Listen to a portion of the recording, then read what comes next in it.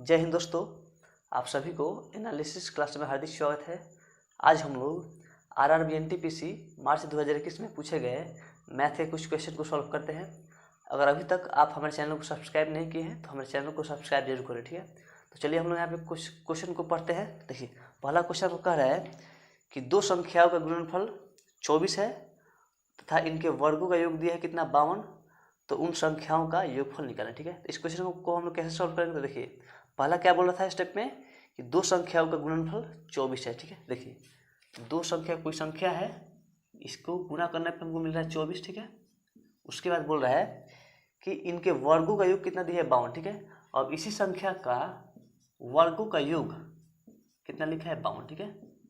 तो आप समझिए इसमें कि किस दो नंबर को गुना करेंगे तो 24 मिलेगा, ठीक है।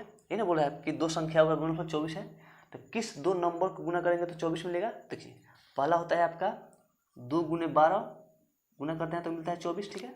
उसके बाद 8 तरीके 24, ठीक है। 8 में 3 से गुना करते हैं तो 24 मिलता है, और फिर एक 4 छक्के 24, ये आपका नंबर है जिसे गुना करने पे हमको 24 मिल जाएगा, ठीक है।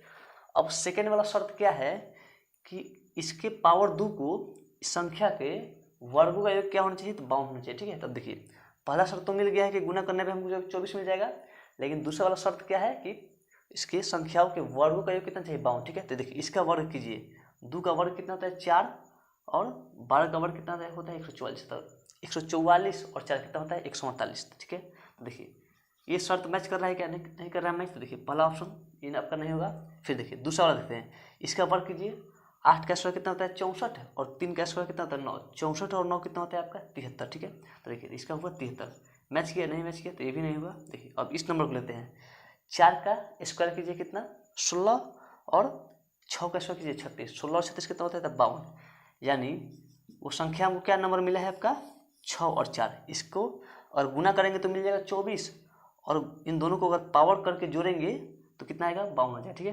देखिए अब क्वेश्चन के लास्ट में क्या बोल रहा है कि इन संख्याओं का योग निकालें, ठीक है। देखिए अब ये संख्या क्या मिला है 6 और 4, ठीक है। तो इसका जोड़ दीजिए, 6 और 4 को जोड़ेंगे तो कितना आएगा 10, यानी इस क्वेश्चन का सिंपल आंसर कितना हो जाएगा आपका 10 हो जाएगा, ठीक है। चलिए यानी ऑप्शन नंबर कितना, तो बी, ठीक है। तो चलिए अब हम लोग अगले क्वेश्चन की तरफ बढ़ते हैं।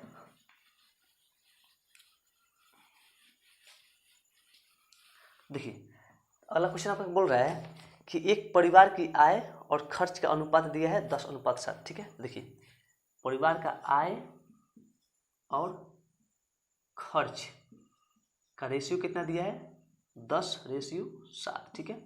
उसके बाद कह रहा है यदि परिवार का खर्च दिया है कितना 10,500, ठीक है। देखिए अब जो लिखा है यहाँ पे खर्च का मान कितना दिया है, खर्च दिया है आपका 10,500, ठीक है। तो क्वेश्चन में निकाल रहा है आपका कि परिवार का बचत ज्ञात करें, ठीक है। देखिए अब क्वेश्चन में समझिए कि खर्च का कितना दिया है 10,500 रुपया में, और रेशियो में कितना दिया है खर्च, देखिए रेशियो में दिया है कितना 7 खर्च, और आय कितना दिया है 10। तो देखिए यानी रेशियो में 7 खर्च, ठीक है, और आय आपका रुपये पैसा में खर्च कितना, तो 10,500, यानी 7 भाग बराबर 10,500।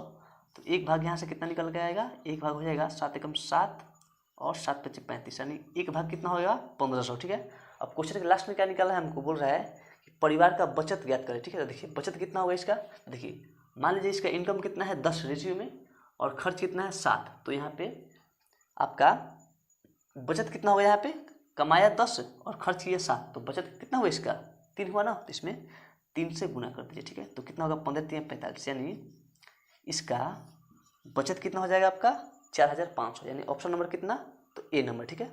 तो चलिए अब हम लोग अगले क्वेश्चन की तरफ बढ़ते हैं। ये क्वेश्चन अगर बोल रहा है कि एक परिवार के मूल्य में पहले 10% की वृद्धि होती है तथा पुनः 20% की वृद्धि होती है, ठीक है। देखिए पहले बढ़ा है आपका 10%, ठीक है, और आगे चल के पुनः 20% बढ़ गया, ठीक है। तो देखिए पहले 10 बढ़ा और फिर 20 बढ़ा, टोटल कितना नंबर में बढ़ा, तो टोटल बढ़ा 30, ठीक है।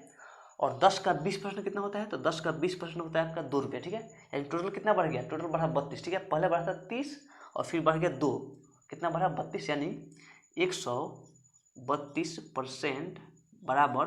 अब देखिए अब क्या बढ़ता है इसके बाद, यदि अंतिम मूल्य कितना रुपये है 33 रुपये, ठीक है। तब देखिए यानी 132% बराबर कितना 33, ठीक है। अब देखिए इसको हम लोग कैसे लिखेंगे, तो देखिए परसेंटेज के बदले में यहाँ पे कितना हो जाएगा, बटा में 100, काटिए इसको 4 के पास है, ठीक है। ये आपका 25 बार में कटेगा और ये आपका कटेगा 33 बार में, ठीक है। अब देखिए ये 33 का कितना गुना है, तो 33 का 1 गुना है ना, 33 का आपका 1 गुना है, तो 25 का भी 1 गुना कर देंगे, तो 25 का 1 गुना कितना होता है आपका 25, यानी आपका वस्तु का आरंभिक मूल्य कितना हो जाएगा आपका 25 रुपये हो जाएगा, ठीक है। ऑप्शन नंबर कितना, डी नंबर, ठीक है। तो चलिए अब हम लोग अगले क्वेश्चन की तरफ बढ़ते हैं।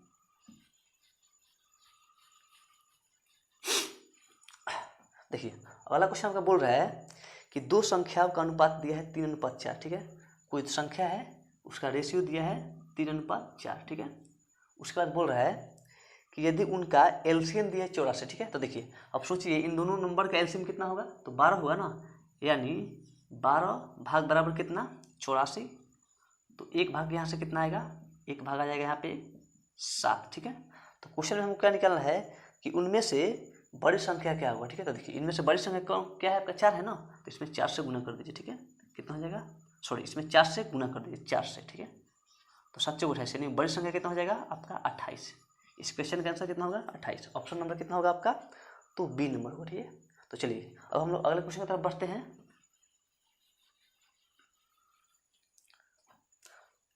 देखिए अगला क्वेश्चन बोल रहा है कि यदि किसी संख्या को 52 से भाग देने पर शेषफल 45 आता है, ठीक है। तो देखिए कोई नंबर जो हमको पता नहीं है, नंबर हमको पता नहीं है, इसमें हम 52 से भाग दे रहे हैं, तो हमको यहाँ पे शेषफल कितना बच रहा है, शेषफल यहाँ पे बच रहा है आपका 45 शेषफल बच रहा है, ठीक है।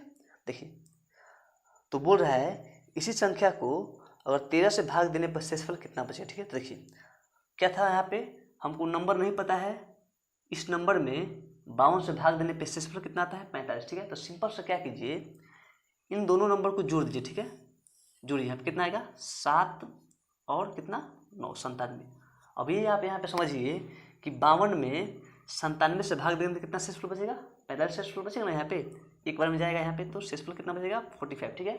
अब क्वेश्चन के लास्ट में क्या बोल रहा है कि बोल रहा है कि यदि इसी संख्या को 13 से भाग दिया जाए तो शेषफल कितना बचेगा, ठीक है। देखिए अब इसी संख्या को होगा और हम लोग 13 से भाग देंगे तो कितना आएगा 93 91 ना हो रहा है, 91 है यहाँ पे कितना 97, तो शेष यहाँ पे कितना बचेगा तो 6 बचेगा, ठीक है। यानी इस क्वेश्चन का आंसर कितना हो जाएगा आपका 6, ठीक है। यहाँ तक आपको कोई प्रॉब्लम है नहीं ना है, तो चलिए आगे हम लोग बढ़ते हैं। अब यहाँ पे अगला क्वेश्चन बोल रहा है आपका कि एक संपत्ति का मूल्य प्रत्येक वर्ष 10% कम हो जाता है, ठीक है। और कह रहा है इसके बाद यदि संपत्ति का वर्तमान मूल्य 8100 रुपया है तो 2 वर्ष पहले संपत्ति का मूल्य कितना था, ठीक है। देखिए इस क्वेश्चन को हम लोग कैसे बनाएंगे, क्या बोला है पहले कि एक संपत्ति का मूल्य प्रत्येक वर्ष 10% कम हो जाता है, ठीक है। तो देखिए अब 10% कम का फ्रैक्शन वैल्यू कितना होता है, तो 9/10, यानी ये 9/10 बराबर कितना हो जाता है यहाँ पे, तो वर्तमान मूल्य कितना था 8100 रुपये, ठीक है। 8100 रुपये इसका वर्तमान मूल्य है, ठीक है। अब क्वेश्चन में क्या बोल रहा है, तो 2 वर्ष पहले संपत्ति कितना था, ठीक है। देखिए अब जो भी टाइम दिया है इसको क्या करेंगे यहाँ पे पावर में लिख देंगे, ठीक है। यहाँ पे टाइम को कर लीजिए यहाँ पे पावर में। अब देखिए इसका पावर कीजिए कितना 81/100 बराबर यहाँ पे 8100, ठीक है। अब देखिए इसका कितना गुना है, तो इसका यहाँ पे 100 गुना है, ठीक है। यहाँ पे 100 गुना है, तो 100 का भी 100 गुना कितना होता है, तो आपका यहाँ पे होता है 10,000, यानी संपत्ति का पहले मूल्य कितना था तो 10,000, यानी इसका आंसर कितना हो जाएगा आपका 10,000। ऑप्शन नंबर कितना है यहाँ पे, तो ए नंबर है, ठीक है। यहाँ तक ओके। तो चलिए अब हम लोग आगे बढ़ते हैं। देखिए अगला क्वेश्चन आपका बोल रहा है,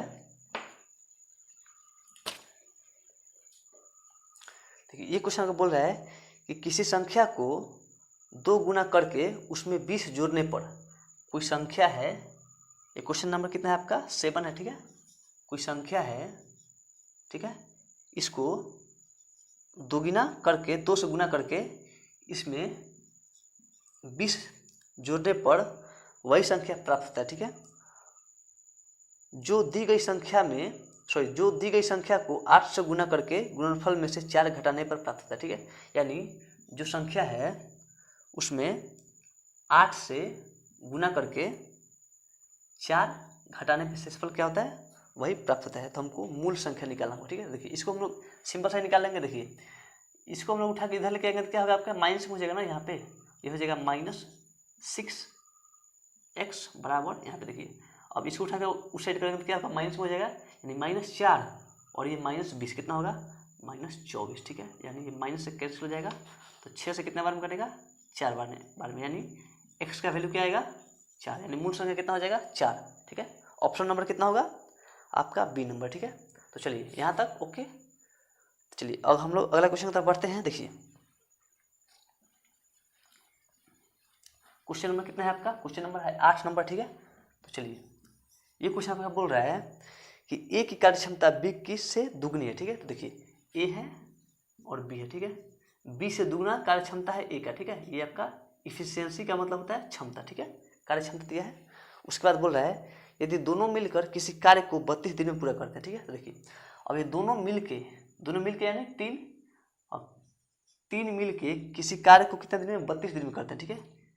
ये आपका 32 दिन में करते हैं। तो आगे बोल रहा है तो बी अकेले उस कार्य को कितने दिन में कर सकता है, ठीक है। तो देखिए बी अपने क्षमता के हिसाब से ना कार्य करेगा, तो बी का क्षमता क्या है, 1 है, तो बी इस काम को कितने दिन में करेगा, ठीक है। देखिए यहाँ पे गुणा करेंगे तो कितना होगा, 32 से कितना होता है 96, यानी जो बी है कितना दिन में करेगा, तो आपका 96 दिन में करेगा, ठीक है। यानी इसका आंसर कितना हो जाएगा आपका 96, ठीक है। ऑप्शन नंबर कितना, सी, ठीक है। चलिए यहाँ तक आपको अच्छा से समझ में आया। तो ये वीडियो आपको कैसा लगा, अपनी राय हमें कमेंट बॉक्स में कमेंट करें। ऐसे ही और वीडियो के लिए हमारे चैनल को सब्सक्राइब जरूर करें। Thank you.